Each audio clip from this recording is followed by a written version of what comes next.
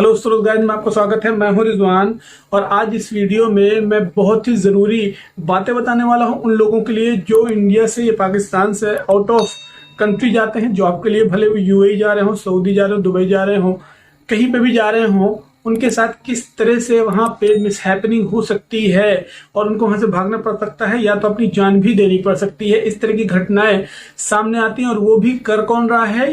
जो recruiting agent होते हैं, जो रिक्रूटमेंट एजेंट्स होते हैं, वो आपसे पैसे तो लेते ही लेते हैं लेकिन हैरेसमेंट भी होता है आपका।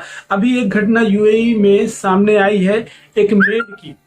आज मैं आपको कहानी बताऊंगा कि किस तरह से वो लेडी वहां पे एजेंट के चक्कर में फंस गई थी, उसके बाद वहां से किस तरह से अपनी जान जोखिम में डाल के हॉस्पिटल में भर्ती हुई, उसके बाद फिर से इंडिया वापस आई, किस तरह से वहां पे जो मिशन है उन्होंने हेल्प की। 317 लड़कियों के साथ ऐसी घटनाएं हो चुकी हैं। आज इसमें सारी चीजें मैं आपको बताऊंगा और इस तरह की घटनाओं की वजह से एक मूवी भी बनी है जो वहां पे लड़कियों के साथ हैरेसमेंट होता है, उसके बारे में मैं आपसे बात करूंगा। और इसके अलावा कुछ मेल जो एक्सपर्ट्स होते हैं, जो मेल वर्कर होते हैं, उनके साथ भी घटनाएं हुई हैं, मैं आपको ये भी बताऊंगा। और किस तरह से हॉस्पिटल में पहले भी 1.5 करोड़ रुपए का बिल माफ किया गया था इंडिया के एक पेशेंट का, वो भी बताऊंगा। और यहाँ पे इनके साथ में किस तरह से इंडियन एम्बेसी ने हेल्प की है वहां पे, मैं आपको ये भी बताऊंगा इस वीडियो में।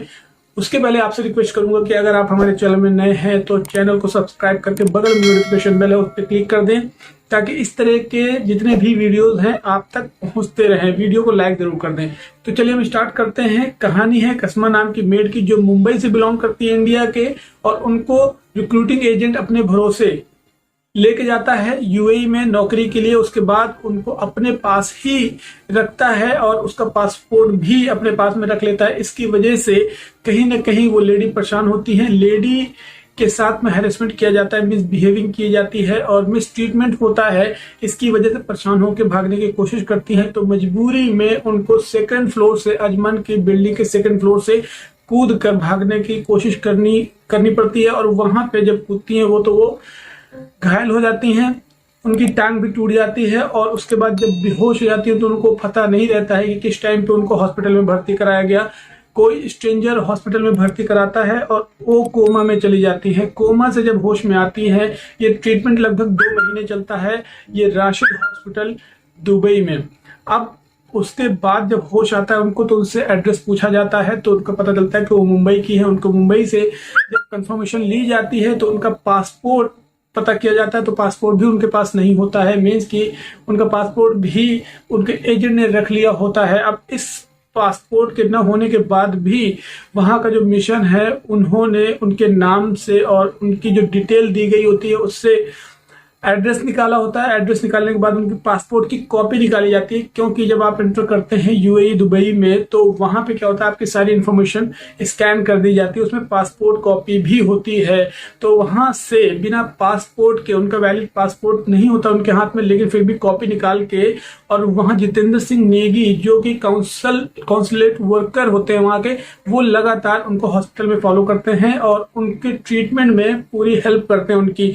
तो जितेंद्र सिंह नेगी उनके साथ जाके हालचाल पूछते हैं और जब उनकी इंफॉर्मेशन मिलती है तो उनका पासपोर्ट कॉपी भी निकालते हैं, जो कि बीएलएस सेंटर में जाके आपको मिल सकता है। बीएलएस सेंटर क्या है? बीएलएस सेंटर इंडियन एम्बेसी से ऑथराइज्ड पार्टनर, एक्सक्लूसिव पार्टनर है, मीन्स कि आपको जो वीजा की और पासपोर्ट की सारी इंफॉर्मेशन वहां पे अवेलेबल होती है। अगर आपके पास पासपोर्ट नहीं है, वीजा नहीं है, तो वहां जाके आप निकाल सकते हैं।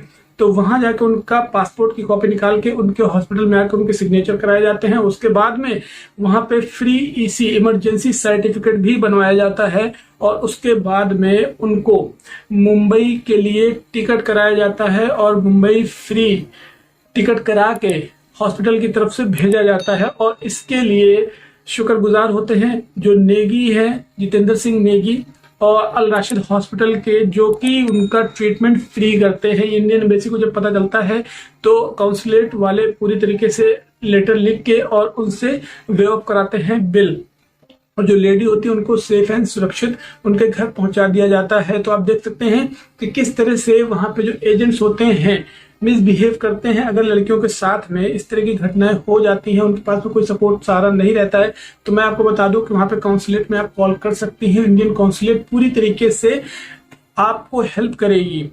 अब यहाँ पे इसके पहले भी एक ट्रीटमेंट हुआ था तेलंगाना में, जो कोविड के पेशेंट भी थे, उनका कुछ प्रॉब्लम थी इंटरनल, जिनको भर्ती कराया गया था। 3 महीने भर्ती थे वो, और 3 महीने भर्ती होने के बाद में हॉस्पिटल में 1,52,00,000 का बिल आया था। 1,52,00,000 का जो बिल था, उसके बाद में जो पेशेंट जो इतना पे नहीं कर सकते थे, रिक्वेस्ट की गई। इंडियन एम्बेसी ने हॉस्पिटल से रिक्वेस्ट की, और हॉस्पिटल से रिक्वेस्ट करने के बाद में हॉस्पिटल्स की जो मदद थी वो उनको मिली, और पॉजिटिव रिप्लाई दिया गया इंडियन एम्बेसी को, और उनको तेलंगाना, वहां हैदराबाद का टिकट कराया गया, और उनके साथ में एक और भेजा गया जो सपोर्ट के लिए, और 10,000 रुपए भी पॉकेट पे डाले गए। ये समझ सकते हैं आप कि किस तरह से यूएई इंडिया एम्बेसी मिलके वहां पे इंडियन एक्सपर्ट्स को सपोर्ट करती है। इसके बाद मैं आपको बता दूं कि 2019 में 317 लड़कियों को रिपैट्रिएट किया गया था वहां से। उनको रहने खाने का पूरा इंतजाम किया गया था, जिसमें एयर टिकट शामिल नहीं है। उसमें 35 लाख का 3.5 मिलियन रुपीस का पूरा खर्च आया था। कितने ज्यादा लोग कहीं ना कहीं वो परेशान हो जाते हैं वहां पे जाने के बाद में, उनको हेल्प नहीं मिलती है, उनको सपोर्ट नहीं मिलता है, और इस तरह से कहीं ना कहीं उनका फायदा भी उठाया जाता है। और इसी के साथ साथ 2 लोग जो पंजाब के थे, गुरप्रीत सिंह गुराया एंड चरणजीत सिंह, जो वहां पे हेल्प की गुहार लगा रहे थे, उसके बाद उनका वीडियो वायरल किया गया। वीडियो वायरल होने के बाद में फिर उनको उसी तरह से एम्बेसी की तरफ से ट्रीटमेंट दिया गया और हेल्प की गई, और उनको फ्री टिकट करा के और उनके घर भेजा गया। और ऐसे ही सिचुएशन को लेके मलयालम लैंग्वेज में एक मूवी बनी है, सी यू सून, जो स्पेशली मोबाइल से बनाई गई है सारी मूवी। इसका जो कॉन्सेप्ट है वो सेम इसी तरह का है कि दुबई में जिस तरह से लड़कियों को हैरेस किया जाता है, और जिस तरह से उनको बुलाया जाता है जॉब के बहाने, और वहां पे उनके साथ हैरेसमेंट होता है, तो वो सारी कहानी भी इस मूवी में दिखाई गई है। अगर आप मलयालम लैंग्वेज जानते हैं तो मलयालम लैंग्वेज में वो देख सकते हैं मूवी, अदरवाइज उसको इंग्लिश में भी सबटाइटल करके दिखाया गया है, तो वो मूवी आप जरूर देखें। उस पर भी आपको इस तरह की सिचुएशन पता चलेगी कि किस तरह से वहां पे लड़कियों के साथ स्पेशली हैरेसमेंट किया जाता है। बहुत सारी इस तरह की लड़कियां होती हैं जो लॉयल एजेंट समझ के, लॉयल रिक्रूटमेंट कंपनी समझ के, और उनके भरोसे चली जाती हैं, और या बुला ली जाती हैं, और उसके बाद में उनके रहने का इंतजाम, खाने का इंतजाम, ये सारी चीजें करनी पड़ती है। लेकिन क्योंकि लड़कियां वहां पे गर्ल्स होती हैं नई, इवन गर्ल्स हो या बॉयज हो, जब नए होते हैं तो जो एजेंट कहता है उस तरह की जगह पे आपको वहां पे रहना पड़ता है, और उन्हीं के बताए हुए इंस्ट्रक्शन पे चलना पड़ता है, और वहां कहीं ना कहीं मिसयूज भी होता है और मिसबिहेव भी किया जाता है लड़कियों के साथ में। तो इस तरह की सिचुएशन आपके साथ क्रिएट ना हो, तो आपको पहले से ही तैयारी करके रखना है कि वहां जाने के पहले आप डायरेक्ट कंपनी से कांटेक्ट करें, कंपनी से ही अप्लाई करके वीजा मंगाएं, ना कि किसी रिक्रूटिंग एजेंट से। अगर रिक्रूटमेंट एजेंट से अगर आप वाकई में मंगा रही हैं वीजा, तो ये जान लें कि रिक्रूटमेंट एजेंट जेन्युइन है या नहीं है। एक ही जगह लगातार कंपनी चल रही है, नहीं 10 साल 20 साल से। ऐसा तो नहीं कि रिक्रूटमेंट कंपनी जो है 6 महीने यहाँ चलती है, 6 महीने दूसरी सिटी में चलती है, और 6 महीने तीसरी सिटी में चलती है। ये फीडबैक पता लगाना आपके लिए बहुत जरूरी है। और यूएई में जो बैठे हुए एजेंट्स होते हैं उनसे भी बहुत ज्यादा आपको सावधान रहना होता है, क्योंकि वहां के जो लोग होते हैं ये आपको दिखाते बहुत हैं, उनकी बड़ी कंपनी है या उनका बड़ा ऑफिस है, और आपको बुला लेते हैं बहाने से, लेकिन वहां पे होता कुछ नहीं है।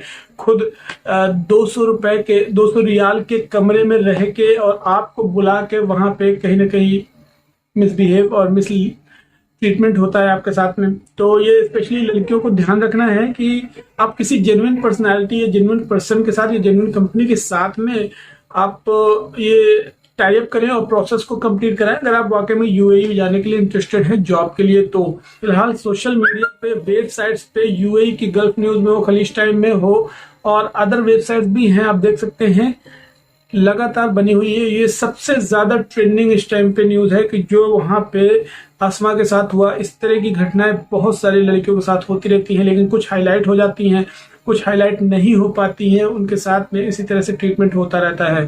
तो आई होप कि इस वीडियो के माध्यम से आपको एक मैसेज पहुंच गया होगा कि आपको किस तरह से अवेयर रहना है और सावधान रहना है उन लोगों से जो धोखेधड़ी में हमेशा बने रहते हैं। मैंने फ्रॉड के और फेक के बहुत सारे वीडियोस बनाए हैं। फ्रॉड कंसल्टेंट को कैसे पहचानना है, फेक जॉब कंसल्टेंसी कैसे पहचानना है, फेक ऑफर लेटर कैसे पहचानना है, फेक कंपनी कैसे पहचानना है, फेक वीजा कैसे पहचानना है। मैंने बहुत सारे वीडियोस बनाए हैं इस तरह के, मैंने लिंक भी दे दिए हैं, आपको चाहे तो आप क्लिक करके वो वीडियोस देख सकते हैं। उससे आपको बहुत हेल्प मिल जाएगी कि यूएई में बैठे लोग किस तरह से आपको चीट कर सकते हैं। तो शेयर करें वीडियो और वीडियो को लाइक करना ना भूलें। चलिए मिलते हैं आपको अगले वीडियो में, तब तक के लिए ध्यान रखें अपना। Take care. जय हिंद।